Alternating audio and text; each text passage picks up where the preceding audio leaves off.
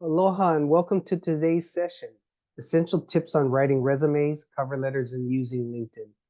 I'm Thomas from the Manoa Career Center, and today I'd like to share some valuable tips and insights on using these skills to find jobs and internships. So let's get started. So first off, I'll talk about the resume, and then I'll talk about cover letters, and finally using LinkedIn. Now with the resume, what is a resume? Resume is a 1 to 2 page networking tool that informs employers about your skills, experience, and other qualifications for a job or internship. And if you do a resume that's well written, the aim is to get you to the next step, which is an interview or a job offer. So some little facts about a resume. Employers don't spend that much time looking at it. It's usually about 6 to 15 seconds reviewing a resume. And the most competitive resumes are well written.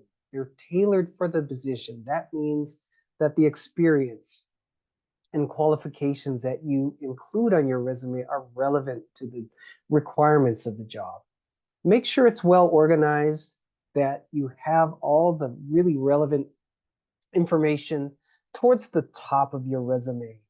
And be sure to describe your experiences using action verbs and transferable skills. Highlight your strengths and accomplishments. That'll help you stand out. And also make sure it's proofread. So have somebody like a counselor or one of your peers proofread your resume to make sure there's no grammatical or spelling errors. Now, all the experience that you have on your resume can be obtained or acquired through your class projects, involvement in student organizations, internships and part-time jobs, any research that you do or independent projects, and any volunteer or community work that you do.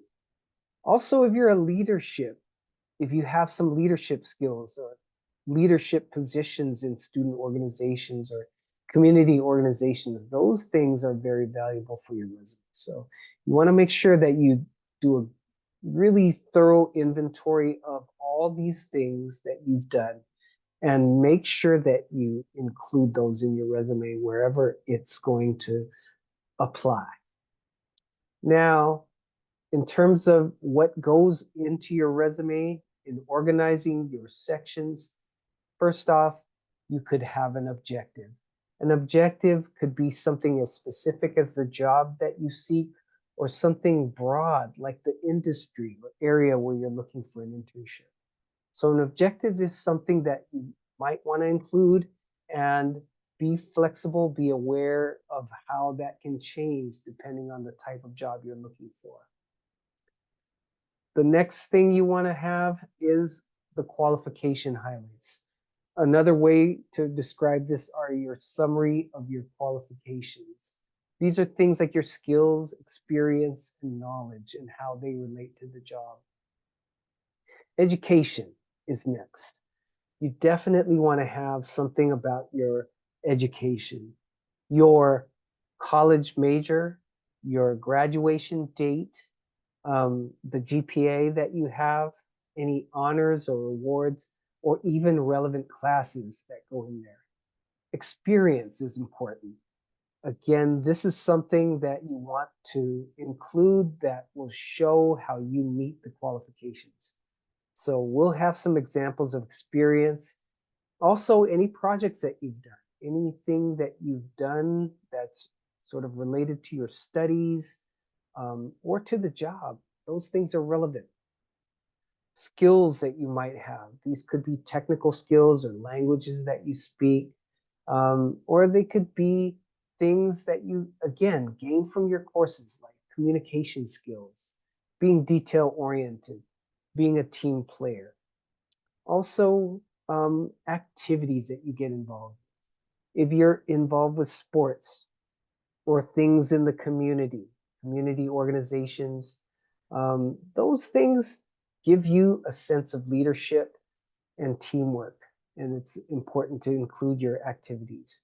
and also honors and awards or scholarships that you might have, and a little bit about your background, perhaps a summary about some of your interests and some of the other accomplishments that you've had.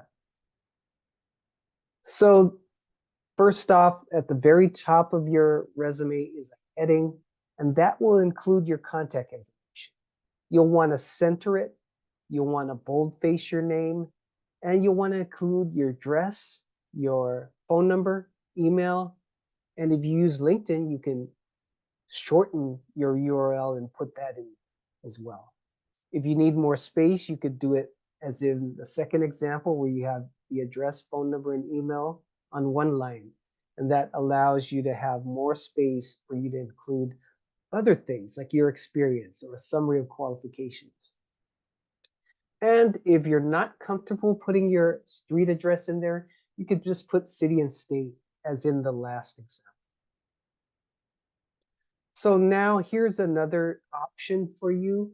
If you're applying for a job, a specific job, or in internships in a certain area or in industry, you can include a very general objective like this, where you talk about the internship position that you're looking for, or the name of the actual position that you're applying to. So it could be very specific, but this is an option that you can use. And just if you do decide to use an objective, be sure to always be aware of the type of job that you're applying for, because you may have to change it depending on, the different types of jobs that you apply for. Another thing that you can include is a summary of qualifications. Again, your resume shows the employer how you meet the qualifications, the experience, the knowledge, the skills that they're looking for. And to have a summary of qualifications is a very direct way to express your experience and your skills. So take a look at this. If you do decide to have a summary of qualifications, about 3 to 4 or 6 at max bullet points that describe a combination of your knowledge, skills, and experience can go right there. Next is education. So at the college level, you want to include information about your major, what your major or your minor is, your degree, and when you expect to graduate. So also, you want to include the name of your school, city, and state. And notice in this case how it is formatted. This is called right justification, where you have the date and year of your graduation or expected graduation on the right, and the city and state that your school is in. And notice how they're justified. They're lined up one on top of the other evenly. That makes your resume look neater. This is a good way to format not only your education, but also your experience and other things where you have a date range and you have a city and state. Also in your education section, what can help you stand out is to put relevant coursework. So if you take courses at the university that are pretty broad, but yet show some examples to an employer that you have the skills that they're looking for, definitely include titles of these courses. As you can see here, when you list a course like Principles of Effective Public Speaking, that tells an employer that your communication skills are effective, that you know how to speak in public. So consider using this strategy. Develop your education section. Also, if you've done a study abroad, that shows that you have a global sense of knowledge. So include that in there too. If you ever do a study abroad or student exchange. Okay, next is experience. And what I suggest is that you call it relevant experience, because you want to show the type of work that's relevant to the job that you're looking for. And notice again how it's formatted. You've got the title of the job that you've had, the date that you worked on the right, the company you worked for, and the city and state that company is in on the right. Right justification. So it's much neater. And notice how there's bullet points. Bullet points that begin with verbs like train, coordinate, and met. These are called action verbs. These are used to really describe, what you've done, and very concise ways to show, a little bit about your skills and experience and knowledge that you have. So definitely include or write your experience section in a way where you have bullet points and action verbs. Be sure to put them in the proper tense. Notice that this is a job this person is currently in, and so the verbs are all in present tense generally. Also, you want to consider quantifying your results. Use numbers or percentages to show your accomplishments, like met 100% of the 2023 sales goals. That shows, some numbers. That shows your effectiveness. Also, if you had a part-time job, it can look like this. Again, write justification in formatting, and some action verbs, as well as bullet points. Same thing with volunteer experience. So what you use as experience doesn't necessarily have to be paid. Now, here's how you can organize your experience into relevant experience and other experience. Experience in the other experience is not as relevant, but yet it's important. And notice how the relevant experience is at the top, because you want employers to see it. Remember, employers are not spending that much time looking at your resume, so you want to make sure that you put the most relevant and important information towards the top. That is a way to get employers to see that. And then the not so relevant experience goes towards the bottom. Now you can have a skills section. So if you choose not to have a summary of qualifications and you want to really emphasize certain skills that you gain from your major, like if, for example, you're a computer science major, then maybe you'd want to put things that are technical skills, like your ability to use HTML, Microsoft Office, and also possibly a certification in some skills, some software like Salesforce. That's a very marketable skill. Languages that you have, these are also very important when it comes to jobs. Employers look for your ability to speak another languages if that applies to you. So this is how you can write your skills section. Now, being involved with activities is also good because it shows that you have a sense of leadership or civic duty and teamwork, that you can work with other people. And not only that, but being involved with some type of student organization can give you some technical skills too. So perhaps you were organizing a meeting, or using a certain type of software to send out invitations or record information about sales and fundraising events.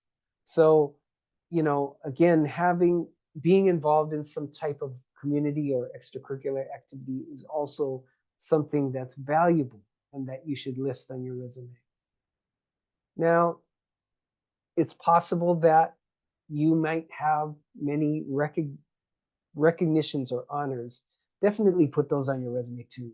So honors and scholarships, then just the name and the dates. Put those in what's called reverse chronological order, meaning the most recent award or scholarship first and on the top. And then as you come down towards the bottom of the list, the least recent, the things that go into the past. So notice how this is written. Okay, so those are some of the academic honors and work-related recognitions that you can list on there. Next, I'll talk about the cover letter. So now along with a resume. Often when you apply for a job, if you have to email it to somebody, it's good to also include a cover letter. And a cover letter is different from a resume because it's a letter.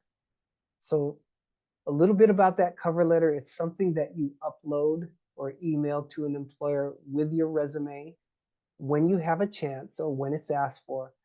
You talk about your skills and what you want to offer that employer. And this is where you can really convey your ability to write and where you try to convince that employer that you have the qualifications that they're looking for. So definitely practice writing cover letters, address it to a person by their name, their company title and address. Um, Write it as a letter. It's a conversation. It's different from a resume. It's almost like an essay. It's centered on the page with 1-inch margins on the top, bottom, left, and right. And it closes with a thank you. Thank you for considering my application. So again, here's a big difference between a resume and a cover letter. At the top, it's going to start with just your address, city and state, not your name, and the date of the letter. And then a few spaces down, it's going to have the name of the person you're writing that letter to, the name of that person, their position title, the company or organization that they work for, the address, and then the salutation. Dear Mr. or Ms. or Doctor and their last name. If you don't know the person's name, you could write Dear Hiring Manager. And then you have a paragraph, an opening paragraph that shows what you're applying for, how you found out about it, and why you're interested. A little bit of 2 to 3 sentences that kind of foreshadow how you meet or you're going to meet the qualifications and why you're interested. So here I'm excited to apply for the sales associate position with the Honolulu Aquarium. My plans to study marine science and my previous experience and skills align with the requirements for the job. So that's already saying that this person has a unique interest in this position and that their skills are a match. Then the next 2 paragraphs will talk about how they meet the qualification in terms of education, in terms of their skills. So perhaps this job is looking for a high school graduate, someone with a high school diploma at least, and strong communication skills. And then you give some examples of that. So you talk about any involvement that you've had that shows how you have public speaking skills or excellent communication skills. And also some previous work experience that shows that you can do the job. So take a look at this, and then the closing. That's the last part of the cover letter, and it basically reiterates your interest in the job. I hope to become a part of the team, and that you're enclosing other documents like a resume, and that you hope to meet this person and interview them. So this will be the closing. You leave your contact information and phone number in that closing as well as your name. And so again, this is what makes a cover letter different from the resume. You've got all the rest of your contact information at the bottom, because at the bottom, that's where you're asking them to contact you so that you can have an interview with them. So some tips in retrospect about the resume and cover letter. Your resume should inform the employer, inform that employer about your qualifications, and your cover letter should persuade them to see that you are qualified. So list all your descriptions in reverse order, most recent and relevant first, going backwards, and then use perfect grammar and spelling. Your length of your resume and cover letter. Resume should be 1 page. If it's 2 pages, make sure that the most relevant information is on the first page. And if you write a cover letter, it should generally be 1 page long. Again, you want to be concise. Use different variations in formatting. You can look at templates, but make sure that everything has excellent organization, that everything is proofread, your spelling and grammar are correct, and quantify things if possible. Use action verbs in your resume and keep the margins about 1 inch on the top, bottom, left, and right. Okay? And if you have to actually hand in a printed copy of your resume, like when you go to a career fair and you bring lots of copies of the resume, just print it on white paper. So that's the resume. Now I'm going to close it off with some information about LinkedIn tips. So here we've got some information about how to use LinkedIn, how to build a profile, and why it's important. So LinkedIn is a social media platform that's used to network professionally. It allows you to build connections, and connections are very important when you look for jobs. When you look for entry-level jobs or internships, you want to reach out to people who might know something about an opportunity, and LinkedIn helps you to do that. It's also useful for looking at career paths, and I'll show you some of the ways that you can do that. You can use LinkedIn to prepare for an interview also. When you research companies and you see their profiles and you see current information about the company, it definitely can give you some ideas about the company that can help you in the interview. Knowing more about the company and what their aim is will help you in your interview. So how do you set up your profile? First off, get a professionally looking photo on your profile. And we'll look at some examples.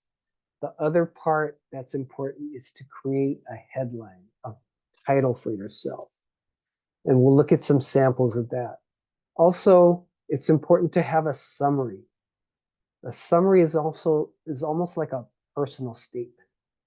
Now, one thing that's always helpful, if possible, is to have someone put a recommendation for you on your LinkedIn profile. It's a mini, like 2 paragraphs that talk about how your character is a good match for any job.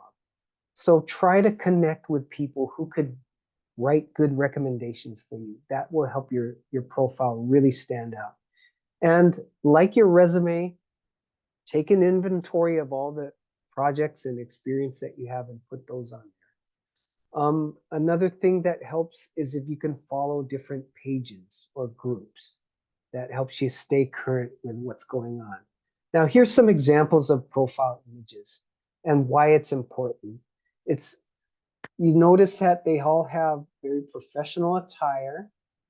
And so, look at these profiles, look at the attire that they have and how it contrasts. It has a nice contrast with the background. And when you do use a profile, people tend to look at it more thoroughly, and they're more comfortable in connecting with you because they can see who you are. So try to get a professional profile. It doesn't have to be expensive. You can do it yourself if you want to. Just set up a tripod with your phone and dress up professionally and make sure that you contrast with your background. Then you can get something like this. Okay, so the next thing is to write a nice, what they call a headline. It's 220 characters max, and it could be something like your current position and what you aspire to do. So here's some examples. Here's 5 examples of a possible headline that you could use. If you're in college, you could say that you're a sophomore and what your major is. Or if you're an intern for a a program or a company, then you can list yourself, your position title as an intern. Or if you have a leadership position in a certain type of student organization that's pretty prominent, do that. Again, intern positions or research assistant positions, any positions that you might have and what you aspire to do. Here's another trick that you can use. Once you get a LinkedIn profile, the original URL is kind of long, but you can use the editing tool on LinkedIn to shorten your URL to make it look more like almost like an email or a website. And once you do that, then you can put it in your resume, as we saw in the first example, or you can even use it in your email signatures or on web links or even on your business card. And this is a good way for employers or other people to connect with you and find you and see your LinkedIn profile, because a LinkedIn profile is a step beyond your resume. It really shows a lot because it allows you to include links. And it also has more space for something like this, a summary. And you should definitely consider putting a summary up there with keywords in there. So something about your studies, your major, your career aspirations, your skills. I've created this summary and I boldface some of the things that go in there. And you can see that there's sort of an array of different skills and experiences that an employer or anybody would want to look for. Also, I talked about collecting recommendations. You should connect with somebody who might be a mentor to you, like a teacher, a counselor, a professor, and someone who can write a good recommendation for you. It could be a former supervisor.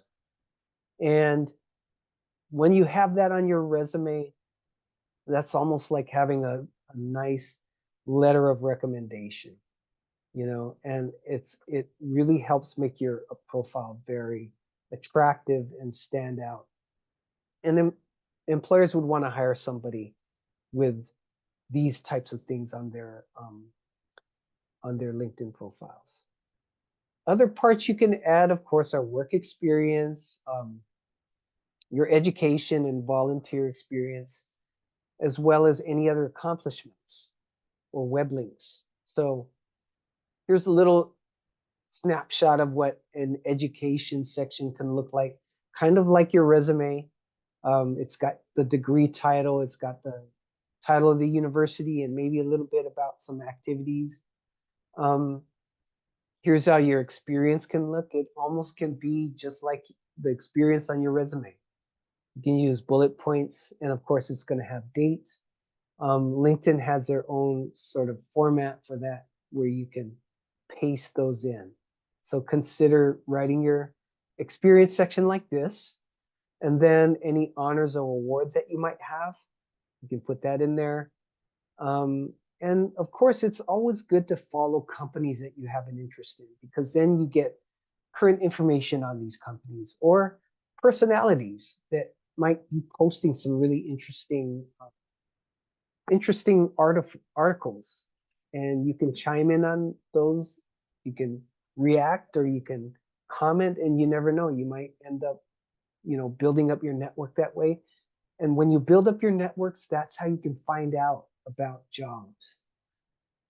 So now we're getting to the part where we're building up networks. How can we do that? Well, in the community, either at UH or outside of UH, on a quarterly basis, there are career fairs. For example, at the Neil Blaisdell, there's a Hawaii Career Expo every quarter. And those are great places for you to go. Bring your resume. And if you have your LinkedIn account set up, that's a good way to connect with employers at these career fairs. And possibly you might end up learning about an internship or a new job. So again, having a LinkedIn account and going to a career fair or things like employer info sessions that we have at the university are ways that you can connect with people and possibly find out about jobs and use your LinkedIn profile. Um, you know, if they've met you already, people are more comfortable to connect with you. And, if you sign up for our newsletter, which is easy, you can just go to our website and put in your email and we'll send you information about upcoming events and workshops. We have employer info sessions, which are kind of like mini career fairs where employers come to the university and they want to recruit students.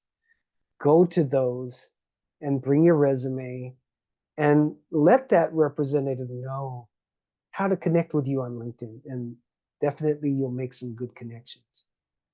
And when you reach out to someone you want to make a connection with, personalize the request. Here's a little example. So when you connect with someone, there's an option for you to send a message. And in the message, it could be like this: I'm a sophomore majoring in natural resources and environmental management. I'm very interested in learning more about sustainable agricultural practices and how your company plays a role in this area. So I have some questions about how to find an internship or entry-level job. Is it possible to connect? So you're just asking for advice.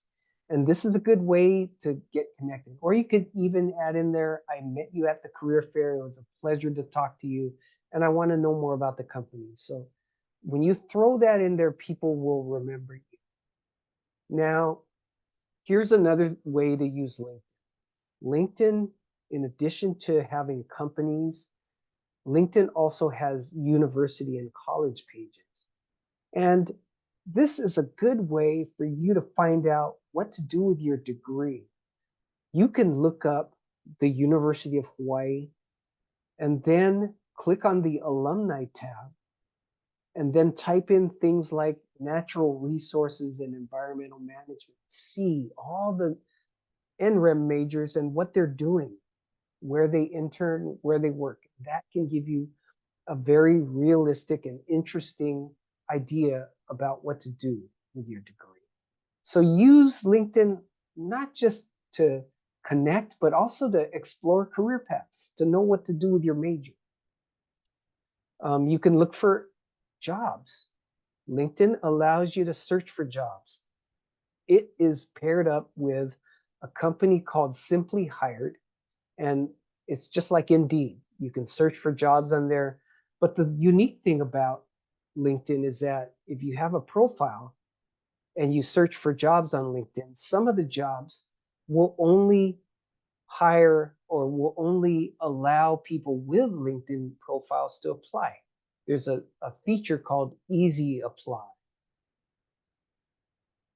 So here you go. Say you're looking for a job on LinkedIn, you find something, you apply on the company website. And if you have questions, usually the person who posted the job is there, so you can send a message. The other way is to apply through LinkedIn's Easy Apply, which allows you to just apply with your profile.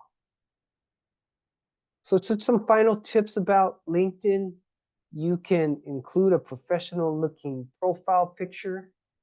You should do that in a headline, include a headline, and use a detailed introduction or a summary about yourself.